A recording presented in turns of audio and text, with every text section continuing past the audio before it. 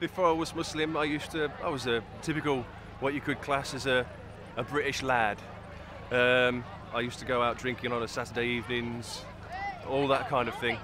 About 5 years ago, I was going on holiday to Greece, and they have, obviously, you know, when you go to an airport, you've got loads of books in your backpack, ready to go, sit by the side of the swimming pool, large beer, sit there reading, well, you don't know, but you sit there reading your book with a large beer at the side of you, sunbathing, and you never got enough, you've never got too many books, so I thought I'll go to W.H. Smith's and I'll pick up a nice book that I could read. And I couldn't find anything.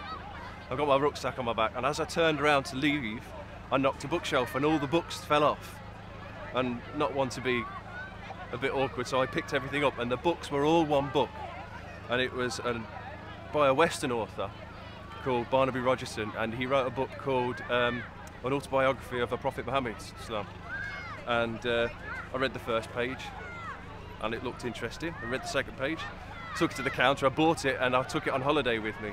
So I read the book, and I thought, yeah, I want to learn more. So I came back, and I started to go to a local masjid, and I spoke to them, and I said I want to learn more. And the elderly imam who took my shahada, he said, well, to tell you the truth, the best way to understand Islam is to become. And I didn't think twice about it. I just took my shahada there and then. As a revert Muslim, you find that you sort of adhere yourself to somebody within the Sahaba. You know, you can relate to them because they were all revert Muslims too.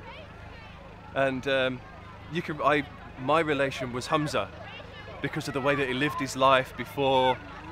He was a hard drinking, hard living, enjoyed life to the full. Obviously, still enjoyed his life to the full after he became a Muslim. And I related a lot to him. So when I went on Hajj, I wanted to go to the battle to see where Uhud, where he died. So I went to the cemetery. They got off the bus, and as I was walking across, it was like I was walking through treacle. I felt so emotional, and tears were just streaming down my face, and I couldn't stop them, and I didn't know why. So I kept going, and as I got off this like sandy patch onto a little paved area, it all went. And I thought, oh, that was strange. And I went to the cemetery. I made my du'as for the martyrs and for Hamza, and made my way back to the bus when they said, come on, it's time to go. Made my way back to the bus, and as I walked across that patch of ground, it happened again. Just crying, looking at me, what's the matter? So I told them, and a Malana that was there next to me, because he translating for me, he said when our Prophet found out that what had happened to his uncle, he just cried, he just wept and wept. And I said, well, maybe he just left something there for somebody who wanted to find it, and I felt in here for Hamza, so it hit me both barrels. So when I got home, I said, if we have a son, because my wife was pregnant at the time, if we have a son, I want to call him Hamza. And we had a little girl. So obviously, before I went to see my mum, I went onto the internet to see if I could find a female relation of Hamza to give her a second name, and I couldn't find anything. So she said, ask your mum. So I asked my mum, and my mum went away, and a couple of days later, she'd gone trawling through the internet, and she said, I found 3 names for you. And she said, one of those, I can't remember the other 2, but the one that we liked was Sophia.